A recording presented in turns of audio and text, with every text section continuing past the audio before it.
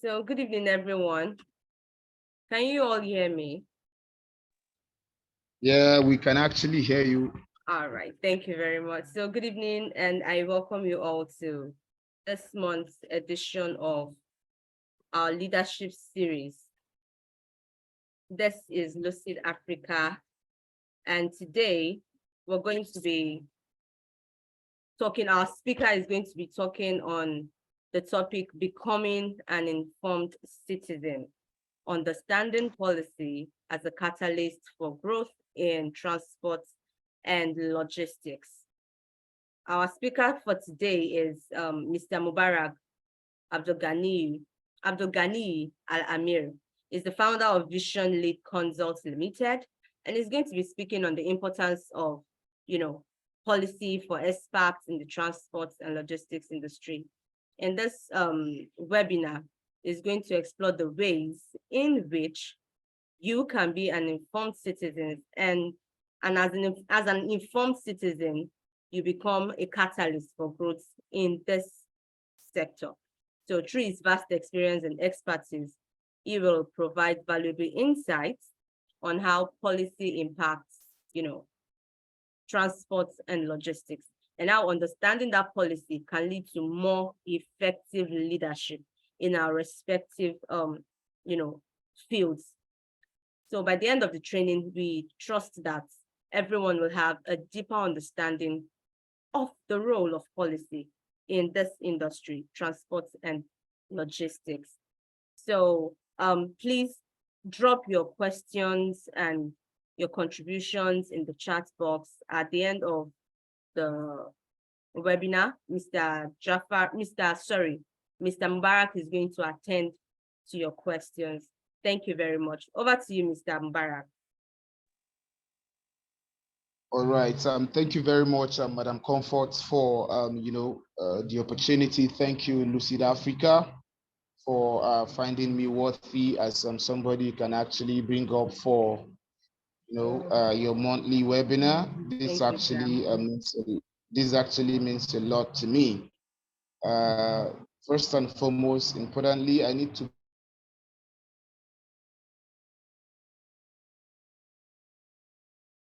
I'm speaking as who had learned through some processes and is actually ready to share those process for us to, make ourselves better and not to become part of the problem, but to see ourselves as part of the solution that our country needs as at a time like this. So before I proceed, I needed to be sure that everybody in this webinar is actually up and is actually listening to me, so that I don't end up just speaking to people who have logged into a Zoom meeting and they just muted their mic just to show that they're actually here. We can hear you, sir. We're here. All right, that's a good one. So to start with, I'm going to start with a particular question, because I look forward to this session becoming an interactive one, because I'm sure that I'm also going to learn through in this particular process. So when we talk about, informed citizen, I want to start from this particular angle. Who is a citizen? I need to be sure that we really understand the angle I'm actually coming from. So I would actually need a volunteer of somebody to tell us his personal view of what he feels about somebody being a citizen. Thank you.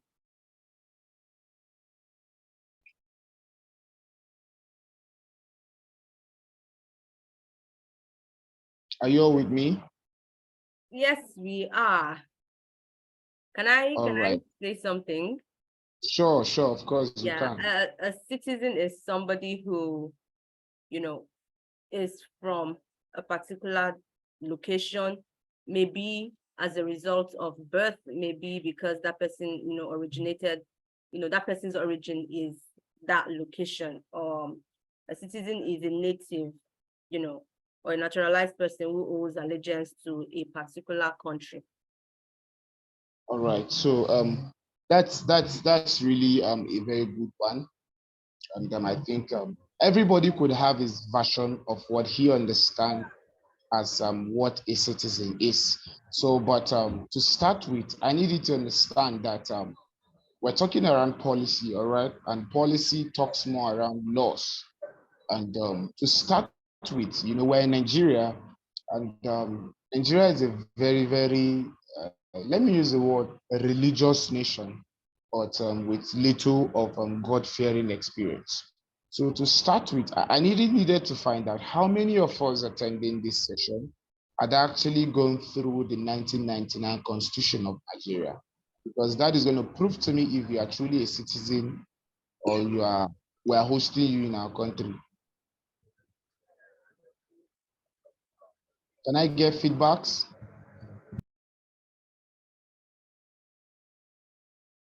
I have not, actually. You've not. You're hosting me in your All right. So country. thank you for coming to our country for us to host you. All right. So I noticed you're the only one responding to my conversation. I just hope that others are actually following with the conversation. So why do you think I asked that? Have you gone through the 1999 Constitution of Nigeria? Because when we're talking about informed citizenship, we need to start from understanding the concept of being a citizen and understanding what is expected of anybody who is actually a citizen of any country. All right. So, and I made mention of something that Nigeria is a religious country. So that's why I want to come in from this angle, because this is one of the angles to get to people. You understand? So, the same way that every Muslim is expected to read the Holy Quran, and every Christian is expected to read the Bible. That is how it is expected that every citizen of Nigeria should have gone through the 1999 Constitution of Nigeria. Can you be called an informed Christian if you've never read the Bible? Can you be called a learned or an informed Muslim if you know nothing about the Holy Quran? So that's why I came in from this album, because I know you people are very religious people in this country. All right. So importantly, the way it is important for people from these diverse faiths to know their holy books, that's how it's important for every Nigerian to know that, to have read and have understood the 1999 Constitution of Nigeria. And why? It's because the 1999 Constitution of Nigeria is the holy book of this country. When any religion is taking any, proof or any law, they are picking it up from the holy books. So if us as a citizen, we're also picking anything, then it means that we should pick it from our holy book. And what is our holy book? It is the 1999 Constitution of the Federal Republic of Nigeria. All right. So when we talk about informed citizen, now we've understood the concept of being a citizen. All right. So now moving on to the next, which is understanding what we meant by informed citizen.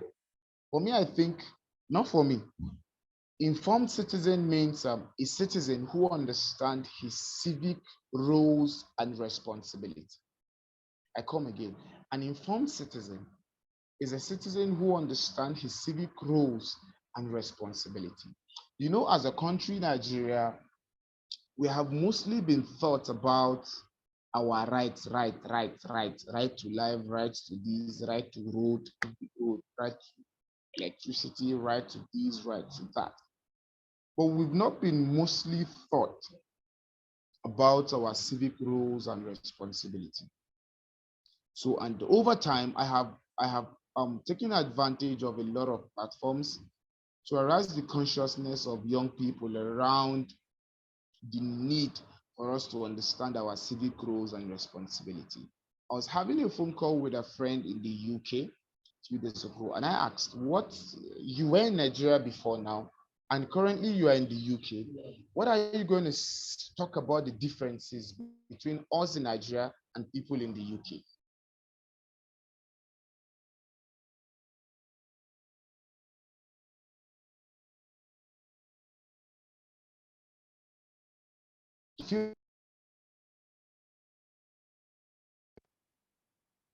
So she told me that what she understands that is the difference between Nigerians and them in the UK is that they have more informed citizens than we have in Nigeria. All right. So when we're talking about that, that takes us to the next stage of my conversation about becoming an informed citizen. When we say you are an informed citizen, then it means that you will, one, participate in decision making, be it around development of policies, around development of plans, around budget and effective service delivery. You needed to participate in all these processes for us to say that you are actually an informed citizen, because you cannot be informed and you are not participating. You understand? So when you are informed, it means that you understand your civic roles and your responsibility. So when you understand your civic roles and responsibility, what's the essence of knowing a role and a responsibility and you are not taking that role and that responsibility? All right. So to further demystify this conversation about participating in decision making, it takes us to the point whereby I talk about the development plans, policies, budget, and the service delivery. All right. For I know we're joining this particular meeting from different states. I hope you know that every state has a state development plan. So how much are you paying attention to that state development plan so that it's actually going to suit your own sphere of influence? If you're working around logistics, if you're working around transport, how much do you know about the state development plan of the state you are currently residing? How much have you participated in making sure that the state pays attention to the development of transport and logistics in that particular state?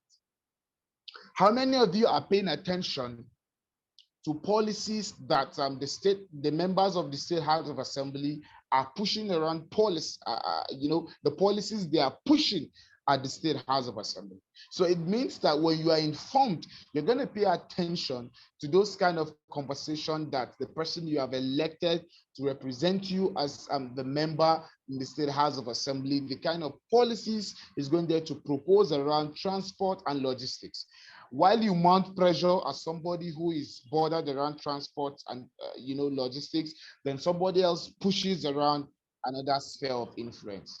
All right. So that's number one thing that when you do, we can say that you're actually an informed citizen. Number two is to demand for transparency.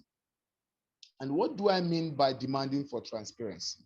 You can all testify to the lackadaisical attitude of our leadership and our followership around policies that has to do with transport and logistics. So how much are we demanding for transparency from people we have elected into public office that are meant to invest heavily in logistics and transport? Now, why do you think that we need to pay attention and to demand for transparency in this angle? Is because logistics is actually a network, and transport is actually a network to the economy of every state, of the nation.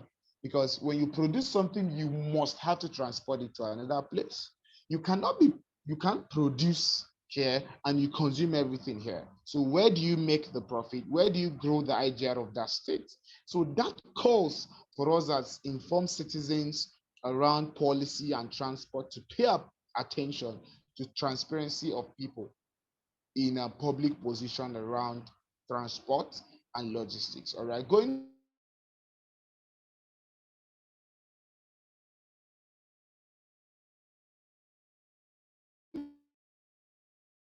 again is to see how we can, create public awareness around, good initiative around, transport and logistics. Going further is just what is just happening on this meeting, which I actually noted as something that, when somebody can actually be identified as an informed citizen, is to see how we can mobilize and organize stakeholders and like minds to actually advocate and put pressure and government to respond to our needs that has to do with transport and authority. Why? Because we really have to pay attention to this particular angle, because this is why we have elected them into public positions, and they have to just do that for us. And finally, again, before somebody would actually be identified as an informed citizen, then that person must have, been committed to paying up his tax and other obligation to the state and to the country. So I'm going further as we are having this particular conversation.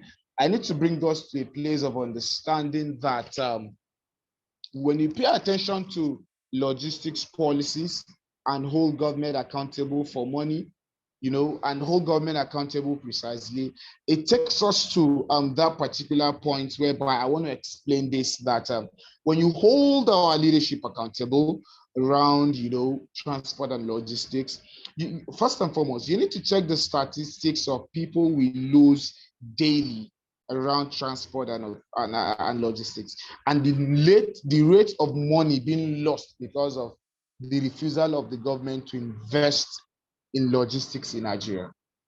All right. And I tell people that a lot of our problems as a nation is connected to logistics, both our electoral problems, developmental problems, and a lot of things. All right. Now, because when you pay attention, a lot of, like, in developed nations, their government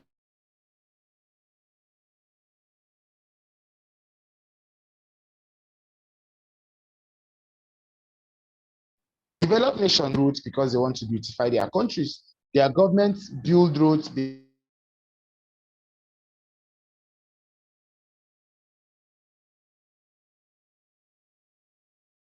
want to grow the economy of the state by making sure that there is ease, transportation system for people who are running businesses. And from those businesses, the government is going to get their tax. And from getting their tax, the government are going to use that money to develop their nations. But for us here in Nigeria, we have a kind of leadership that, our government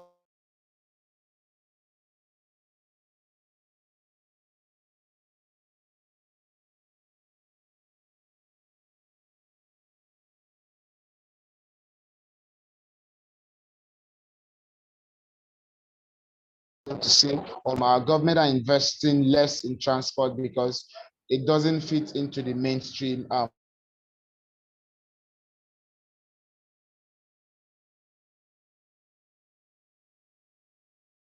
Now, sorry, the network is breaking from this angle, but I hope that you're following me up. Hello, can somebody signify so that I can understand? Yeah, we can hear you, Mr. Mubarak.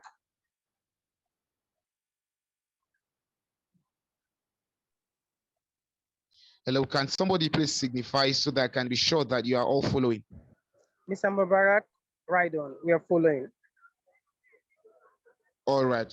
Thank you so very much. So as I said, that when we pay attention to logistics, policies, and try to hold the government accountable, so that means that money meant for roads and transport will not be diverted. So when you are an informed citizen, as an informed citizen, you will know the necessary mechanism for you to hold the government accountable so that money meant for good roads will not be diverted. So there is a high percentage of death rate today, due to accident on our roads. And why is that happening is because we are not paying attention to how much the government are actually investing, in these roads, and we're not paying attention to policies, so to say.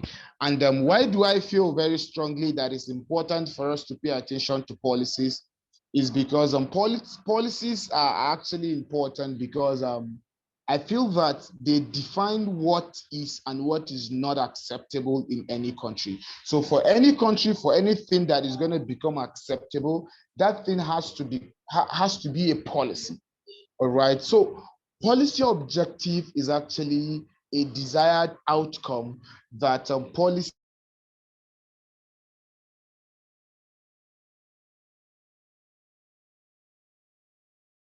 So that is why we all need to become informed citizens so that we can become part of the policy makers to achieve all that we wish to achieve. No matter how much we complain about the logistics problem in Nigeria, I tell people, if you don't become part of the policy makers, changing things is going to be difficult.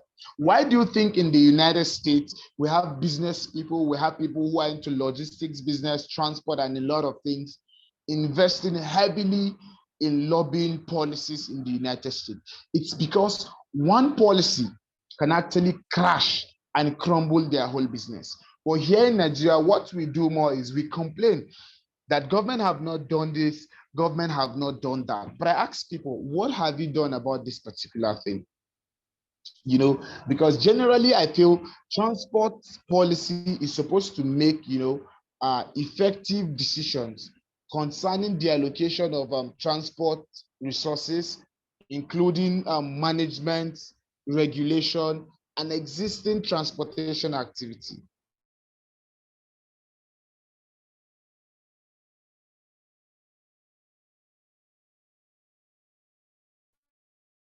I feel that strongly, this is actually very, very timely, is because the transport sector is actually the gateway to the economy of any nation.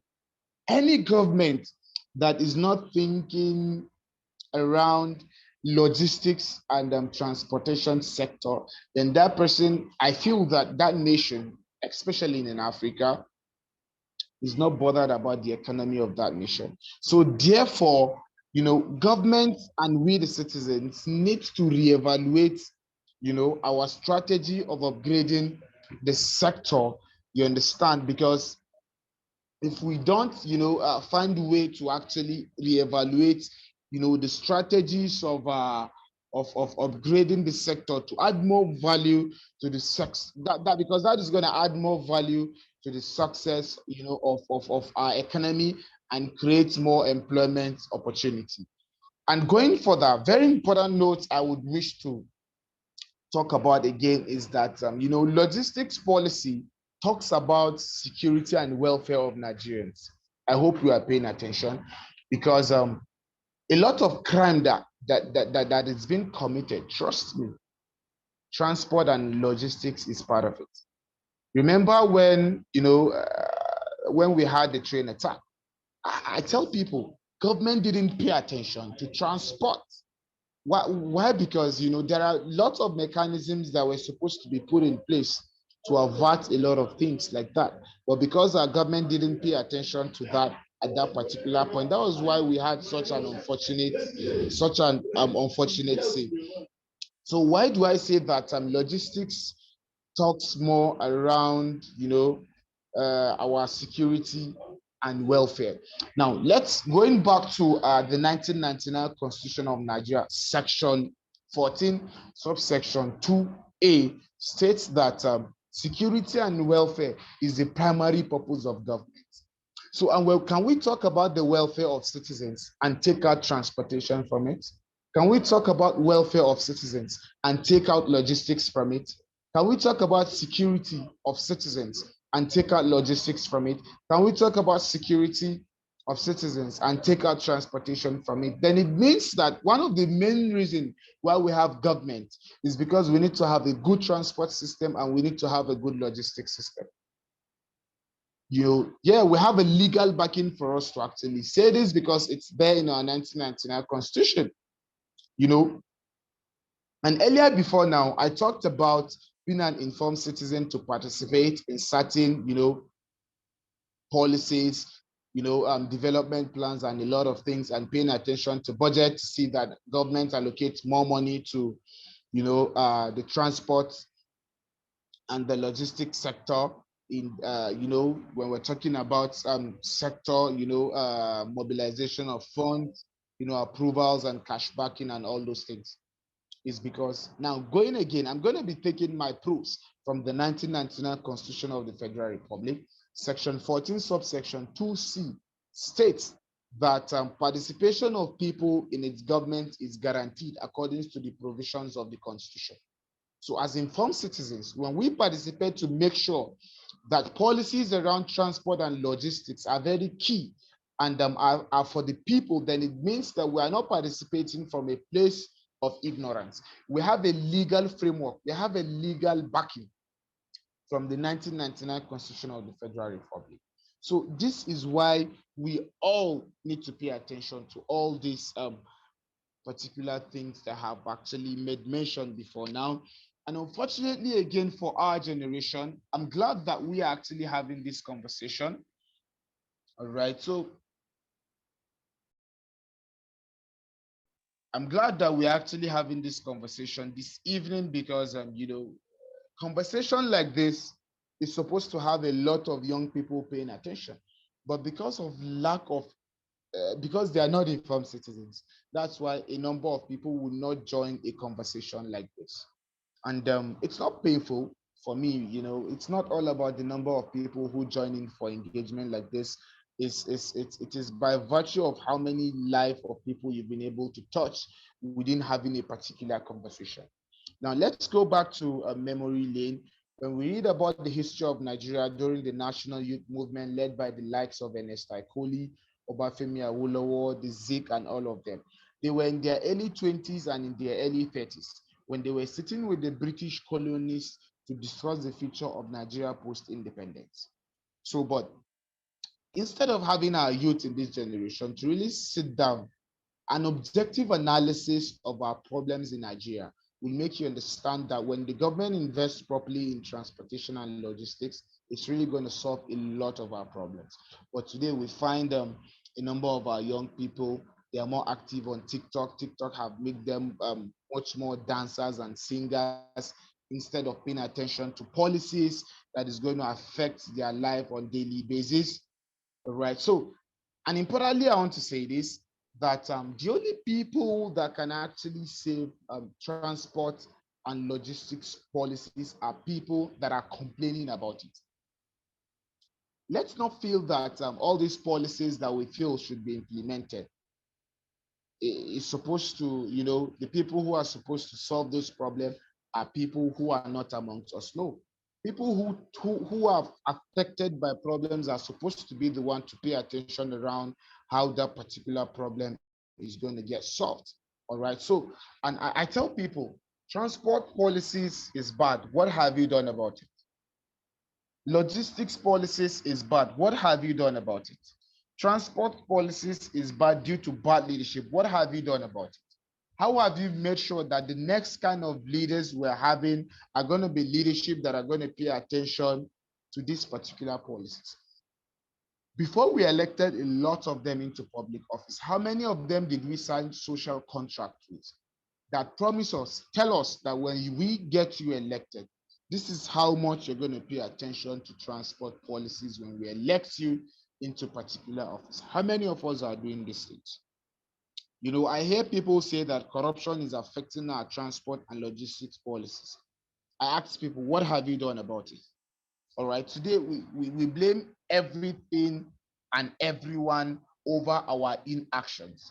But when it is time for us when it's time for our actions, we give, excuses to shy away from taking responsibility for the Nigeria we deserve, or let me say the Nigeria we desire and the Nigeria we aspire for. Developed nations didn't develop by mistake. It is the byproduct of good policies that have led them to that particular state that we admire today as a nation. So, but in Nigeria, we want to sit back and wait for someone else to build the Nigeria and the logistics dream we wish. In reality, it doesn't happen that way. We must pay the price and play our own part to see that we have the logistic dream Nigeria that we expect. Because if we only prioritize, catering for ourselves and our family, then it means that one day there will be no Nigeria. Even if there is, it will be a chaotic one for our family to enjoy all that we have accumulated for.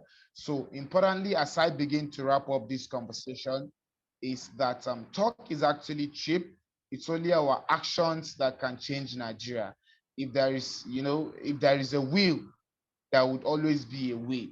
So, becoming an informed citizen can actually, is the only viable pathway that would actually lead, to growing, transport and logistics in Nigeria. If we don't take part and become the catalyst for the growth does not happen by mistake. There is no country that have grew by mistake. And if we keep praying that we pray for a day that will have a good logistics or transport system, then that day may never come, because prayer does not respond to success. When you pray the whole of your life wanting to be a successful farmer without having a land that you're going to cultivate, without sowing a seed, you may never reap. So it's enough time for us to stop praying about a lot of our problems. There is this popular saying by Mahatma Gandhi.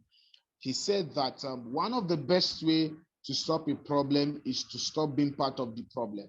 So if truly today we want to see that this comes to an end, then we need to find a way to stop becoming part of the problem, is for us to become active citizens, all right, so that not just active citizens, informed citizens, so that we can effectively engage the process to see that we have a better, transport and logistics system in this country. So, and again, I tell people, or let me share this with you. How do you engage effectively to see that, you become a better informed citizen? Number one, I say you show interest. All right. Imagine if people in this meeting didn't show interest in transport and logistics. How are we going to have this happen? All right. So after showing interest, number two, you have to be informed. Be informed. Then number three, I feel you have to involve like minds, just as we're having right now. Then after involving like minds, then we need to take initiatives. Take initiative. Like, okay, let's put up, for instance, a communique at the end of this conversation. Let's have thoughtfulness. Let's walk around. Do we have civil society organizations, for instance, who are working around pushing in for policies in the House of Assembly to see that those policies are going to suit transport and logistics, and it's going to reflect in the life of every common man? We have to lobby in a way to see that we have good, transport policies, and globally, it is not wrong to lobby in policies that is going to advance the nation. Then going further, how to engage, this process as an informed citizen is, I think we have to take innovation. And finally, I feel we have to insist until we get the result. Because a lot of things we are starting today, we might not really be the ones to enjoy the dividends of what we actually invested. It could be the next, generation that will come in and get to enjoy a lot of these things. So, as I've said earlier, becoming an informed citizen is not an option.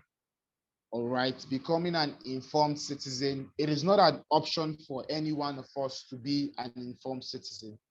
It's actually it's rather is a civic role and responsibility, and it's the duty of every one of us to become an informed citizen. For the benefit of those who joined late, I started this conversation by asking, who is a citizen? All right, and somebody responded that to her, she feels a citizen is somebody who, is born and is entitled to particular rights and everything. Yeah, which is right. So, but I went further by asking that how many of us have gone through the 1999 Constitution of the Federal Republic of Nigeria? Because you cannot claim to be an informed citizen and you have not gone through that document. Can we call you an informed Christian? Can we say you are an informed Christian if you've never gone through the Bible? Can we call you an informed Muslim if you've never gone through the Holy Quran? So it takes us to that point whereby I share with you that we cannot call you an informed citizen of Nigeria when you have not gone through the 1999 Constitution. Why? Because that is the holy book of our nation. So as I wrap up, is to say that again, becoming an informed citizen is not an option. It is a compulsory thing as an informed citizen for us to pay attention to policies and a lot of this reform. Why do I say this? It's because there is no difference between a bad leader and a complaining follower. Because when you complain only and you take no action, you are not different from that particular leader who is actually not doing anything. So I take us to this point that when you fail to hold leaders accountable for bad policy implementation, you have no difference with that particular leader in that particular office. Why? Because the quality of our participation and engagement will determine the quality of governance we get. It actually takes two to tango. We feel that as a nation, it's enough for us to have just to elect good people into power. During the just concluded election, people feel that by electing a particular person into office, that is a catalyst for us to, um, have the Nigeria of our dream. Yes, that is true, but we need to understand that it takes two to tango when it has to do with policy formulation, when it has to do with policy implementation, right? It takes two to tango. There is two sides of policies. It takes the demand and the supply side. And what is the demand side? The demand side are we, the citizens, while the supply side are our leaders. So the quality of the demand is directly proportional to the quality of our supply. So if we don't demand as much, our supply may be very, very minimal and may actually be very, very little. And I say that if as a citizen or as a young person in this nation, all you have to offer this great but troubled nation is to complain, and then you should always understand and remember that while you point accusing fingers, the four others are actually pointing back at you. So we really needed to come to a place of understanding whereby we play our own civic roles and our own responsibility. Why? Because this is a democratic government that we are running. And when we say democracy, it means that government for the people, by the people, and for the people. And to further demystify this statement for you, when we say government for the people, it means that every policy that the government is actually doing is actually for the benefit of people who have elected them into office.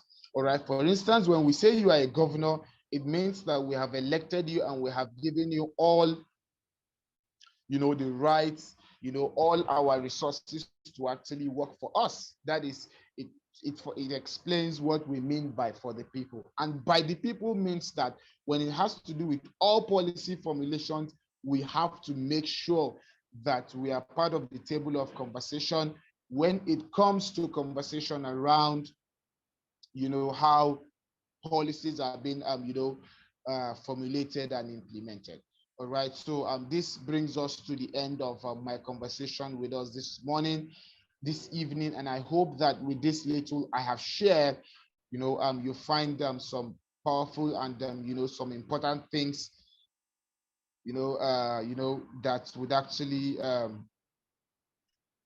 be very valuable for you. So finally, once again, thank you very much, Lucid Africa, for finding me worthy as somebody who could join in very quickly to have this particular conversation. I apologize that I might not really stay beyond this level because I'm in this part of the country where I'm actually joining from. Unfortunately, we're having a lot of challenges around power outage, and I hope that the little I've been able to share has find ways to actually help us to have more clarity around how to become informed citizen. And I know that this is not going to be the end of our conversation. We'll get to have more conversations, but very quickly before I totally run out of power on my phone, I hope that we can quickly drop our messages so that I can actually attend to them before I would actually leave the meeting. Thank you very much, and I wish us fruitful deliberations after this particular presentation. Thank you. I'll be checking the chat box now, and I will be taking note of the questions while I quickly respond to them. Thank you. All right. Thank you so much, Mr. Abubakar. We are so grateful. We are delighted to have you for today's class, and we appreciate everything it is that you shared with us. And it's obvious to me that I am a visiting Nigerian because I am actually not informed. I am not properly informed. I don't even know what the constitution is saying that much. Thank you so much for all the insights you've given us today, the development plans and how to be informed, showing interest, um, involving like minds, taking initiatives and all of those. So we have just a question for now. Please, if you have any question for Mr. Mubarak, please do well to drop them in the chat box, or you can just signify by raising your hand. The question we have here is from Mr. Ari, and it's saying, is the same policy issues between CIOTA and CILT? Let's start from there. Sorry, Mr. Ari, I do not understand your question. Okay, thank you, Comfort. Can you hear me? Yes, we can hear you. Okay, sorry, I just have to start with this to bring this one up, okay? So sorry, I'm in a noisy place. I'm out of my house. I've been waiting for this. Okay, so I just decided to step out. I said, okay, let me talk from where I am. I'm in a noisy environment, but I just hope you can hear me very well. Okay, Yes, I have to bring up this issue, something led to it, okay? Because on LinkedIn, a particular guy brought out this Africa Union issue. But let me start with this CIT and CIOTA. CIOTA is just like CIT. I don't know if you've heard of it before. CIOTA is a Chartered Institute of Logistics, Chartered Institute of Transport Administration of Nigeria. Why we know what CIT is, we know because that is where we are also a member of it. But I'm a member of both of them. CIT have been in existence for quite some time in Nigeria. And CIOTA, they were a member of, I think, something like aviation, something that they were a governing council for aviation over time. And our government, because of the issue of our policy, man, no man, kind of something, they made them chartered. I understand over time, CIT have been trying to become chartered in Nigeria. Same policy issue has stopped them over time. That is the same policy. Thank God this thing just came up. That is the same policy issue we're talking about here today. Okay, that one is one. And number two, we talk about policy. Mr. Mubarak is saying if you're not informed, if you're not, he talked about informed citizen and non-informed citizen. Informed citizen is okay if you know the constitution, and you're not an uninformed citizen is when you don't know the constitution. Okay, it's very good. It's a very good idea and very good initiative. But we are saying here, okay, when it comes to policy making and making the citizen to be informed, it has to start from the rudiments. Rudiments in the sense that it has to start from the grassroots. We are grassroots in the sense that it has to start from our school. You understand? If you want the citizen to be informed, it has to start from our school. Teaching them about policy and also teaching them about citizenship. And if you're bringing them to understanding that, okay, this is your citizen right. It's just because the leader don't want you to know about it. They don't want you to know about your right so that they'll be able to cheat you, so that you don't have voice. You don't know what your right is. Just like on our everyday on our street, policeman stop, you start to whip your bum bum. You don't know your rights. You don't know what to tell the citizen because you're not informed. They didn't tell you. How many Nigerians have the time to sit down to read the constitution, not to talk of their own book? We don't read our own book, not to talk of reading constitution. But if these things start from the rudiments, from the classroom, you don't need to read it. They already told you. You know about it. Then you can talk about it. So when it comes to policy making and policy implementation, whom to blame? Hello, Mr. Harry. Yeah. Mr. Harry. Hello, am I audible? Very well, I can hear you. Okay. Just to make more emphasis on what you are trying to get on the SIOTA and CILT, part of what CILT Next Generation. So I'm talking like on behalf of the CILT Next Generation Chairman, Mr. Jaffer, on behalf of CILT Next Generation Chairman. Yeah, what we are trying to do on policy awareness, around transport and logistics in Nigeria is that they have already initiated a Catch Them Young program where we are going to enlighten mostly secondary school.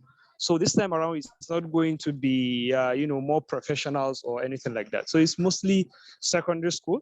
So we are going to enlighten them on transport policy, transport planning, like blockchain and other things and other critical factors, around the transport system, so that we can build people in 10 years, in 20 years, who are going to be, the future leaders. Then they will be aware and they are going to implement all of these things. Not that I totally agree with what you are saying on the, enlightenment and all, but what we are supposed to do or are doing as citizens ourselves is that, okay, if government are lacking from this end, I think that is part of what Mr. Mubarak is trying to, teach us here is, okay, if government are lacking here, okay, how about we go further and tell them, okay, now we already know this is it. Okay, why don't you do this? Rather than we just sit back and wait. So thanks. Thank you very much. Okay, thank you, sir. But one thing I want to make us understand, you want to tell me that the same government don't know the policy of transport? Our government, see, I am not accusing Mr. Mubarak. No, he's very, very well informed. He knows what he's saying. But I'm just trying to bring out something, also bring out some like understanding for each and every one of us. Our government know the policy. They just like will I say we say what we want, they implement it and they create the policy. They All create right. Sorry, Mr. Harry. Yeah. I don't have much power to really stay long on this meeting. So I would quickly want to talk about things that you have mentioned. All right. So can you just give me the permission to proceed? No problem. You're free. All right. You talked about something in your comments that our leaders don't want citizens to know. I need to bring you to a place of understanding that our leaders are citizens also. All right. Our leaders are not imported from somewhere.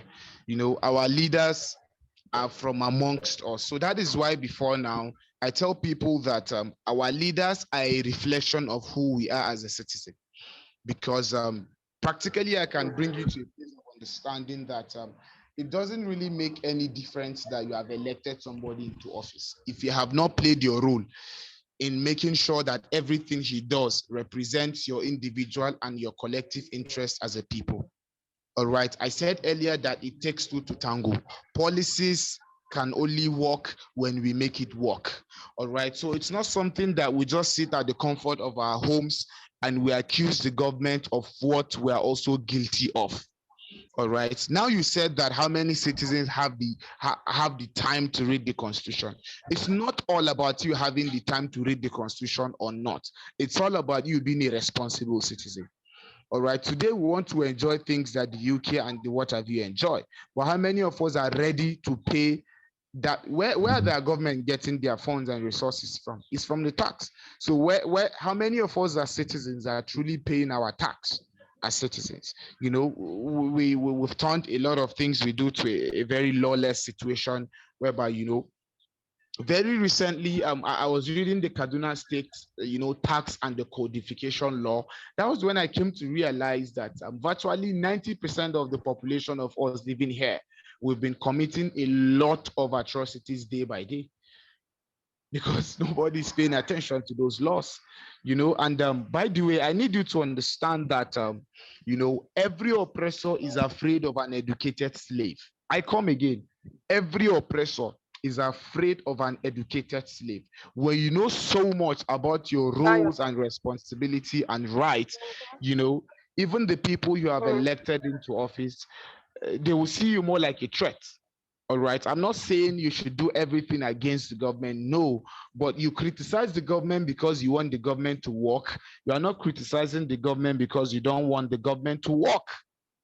All right. At a point when we do some certain things, let's ask ourselves to what end. We're saying government. I want to ask, who are the government? Everything about government is about people. So who are the people? We are the people. When you take people out of Nigeria cannot exist. When you take people outside policies that have been implemented in Nigeria, those policies cannot work without us. All right. So we need to play our roles to see that those policies work, and those policies that are not that we don't have right now, that we have those kind of policies. I'm happy Mr. Aliu Sheri just mentioned what they are trying to do at CIOTA, because this is something I mentioned earlier, that for us to engage better these policies as informed citizens, I said, one, we have to show interest, be informed. All right, one, we have the interest now. All right, so we need to have more information. Now, Mr. Harry, I want to ask you, how many policies around transport have you read? Have the Ministry for Transportation wanted to do a public hearing about, that we have attended or something? So we need to have more information before we just sit at the comfort of our homes to just, criticize the government for what they have done that we're also guilty about. And furthermore, I say we have to involve like minds, which is just a prototype of what we are doing right here. The next is taking initiative. I mentioned that in the United States, in first world country, you see business people lobbying policy, because one policy can practically crumble their business and whatsoever they are doing. And I talked about advocacy, and I'm happy that Mr. Ali just mentioned what their plans is or what they are currently doing at CIOTA about advocacies. So, Mr. Harry, from your end, take up the next thing I mentioned, which is innovation. How can you think outside the box, but not far from the box, with new innovations to how we can actually solve this problem? Mahatma Gandhi said that one of the easiest way to solve problem is to stop being part of the problem. All right, and permit me again to quote from the words. Permit me again to quote from the words of the 16th President of the United States, Sir Abraham Lincoln. He said, and I quote, that every man owes society without question to leave it better than he met it. So this is, for instance, Mr. Harry, how you have met this system. What have you done to make the system better? That's my question. So enough of time where we'll just come, and I'm actually not defending any side. And by the way, let me make this particular clarification. I personally don't walk around, transport. I'm just a policy analyst, and I'm coming in from somebody who has vast experience around working with, civil society around demanding for accountability and seeing that, more policies, get to work better. Thank you very much for your question. I hope that my response has provided more light to your work. Okay, Mr. Mubarak, sorry, I'm not taking much of your time. We're just like, we are here to learn and also to get good understanding from each other, okay? Sorry, okay, let me just throw this more light. I know I'm taking much of your time because you don't have much time. Okay, first of all, before I joined transport and logistics, I've been in the field for quite some time, for many years, and I asked myself, what do I want to really do? I looked at it very well. This transport, there are so many lag behind. There's so many things that we need to change. That is why I entered into transport. And if I'm not mistaken, I'm more than 12 years in the industry. And I know what I have done on my own. And I know what the level which I have taken it to. Okay. But you're talking about, I know you're coming on the part of policy and you're clear about your policy making. But we are the transport people. We do transport, we do logistics, we see what is there, the problem we're facing on a daily basis, and which we're not happy about it. And we've talked about it several times. Sometimes we just like riot, sometimes go to government office and that transport. There and there we now understand, not that these people, they don't know, but if they made this thing possible for us, what they are getting, they will never get it. That is where I am coming from. I will drop it there. On the other part, now let me take you to Africa Union. I read one article on LinkedIn that was 2 days back. The new Africa Union president is saying that he's coming in to change the former procedure and process which he met in place. So people now ask, what is it? And I said, each time the European Union called them for like an Africa summit, he won that sometimes 50, 52 people, they pack themselves, they start going to European Union. And when they get to the airport, they bring one small Kobe coaster bus. They just pack every one of them like sardine inside the bus, drove them down to the European Union Assembly, which is not happy about. There and there we now said, nah, you guys' eyes are opening, Abi. You don't know about it. For now said his own policy, what he will bring into place now, he will take heads of state from 5 different major countries to represent Africa. There and there. So what my own question which I ask is, okay, since I was born, I know African Union has been existing. What are the implementation African Union have put in place? Number one, in the aspect of World Cup, Africa has been going to World Cup, wasting our resources and revenue. What have they derived? They're just wasting our time. Number two, this is so-called free continental trade. Where is it? One currency. Where is it? I take my time after so many stories. I said, let me go between the Nigerian border and Republic of Benin. I went up to Togo. Let me see how it is. My brother, I tell you, I can't believe my eyes. This is Africa. This is West Africa. And we see enmity between ourselves just to cross the border. No matter even if you have your passport is as Bible, you will never pass. You must still sort. Even if you have the correct paper, you must still pay money. Why must it be like that? That is my own plan, and that's my time. That's why I use the word, not that they don't know it. They know the law, they know the procedure, they have the policy in place, but they push it aside. Because they are after what they want to get, their immediate one. If Africa could take that immediate one. Mr. Ari? Yeah. Mr. Ari, I'm sorry to cut you, but I think we have gotten a larger chunk of your point, okay. and we really appreciate your contributions. No problem. Okay, thank you so much, sir, for your time. Yeah, thanks. Yeah. I'll check for more questions. There are. Okay, so we do not have any. Do we have any more questions? Sorry. Is there anyone with any question? Do we have any question? Okay, so in the absence of any question, we use this medium to appreciate every one of us who has made out time to be in this webinar, in this class today. And I believe that, okay, Mr. Abubakar Aliyu, you may speak. Okay, good day, everyone. How are you doing? Fine, thank you very much. My name is Ali Abubakar Dasuma. I'm from Kaduna State, but actually I'm joining the meeting lately, so I don't know if you guys have another time for the meeting again. So that's my question. Okay, all right.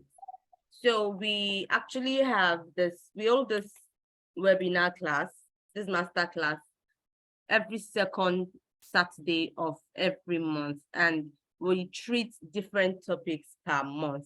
But because you joined in late, we have a recording. The recording will be available for everyone to access after, the class is over.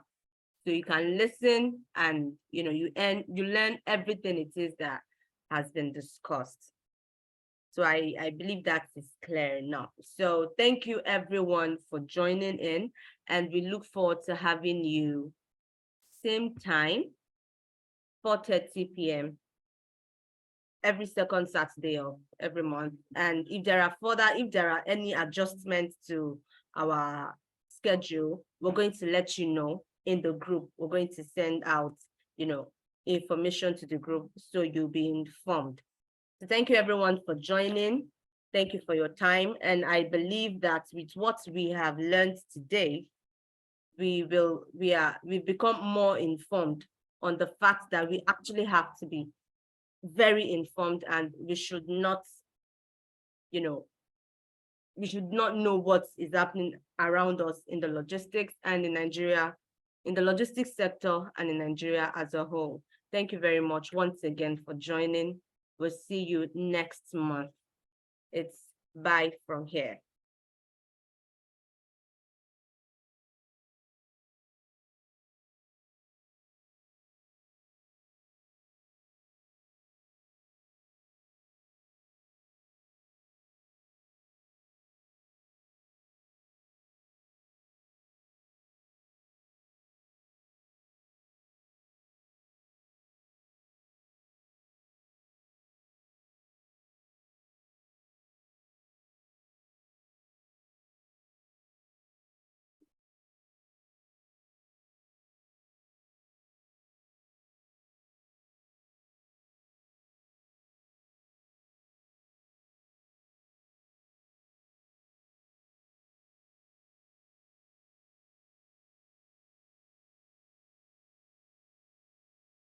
You don't have to shout now.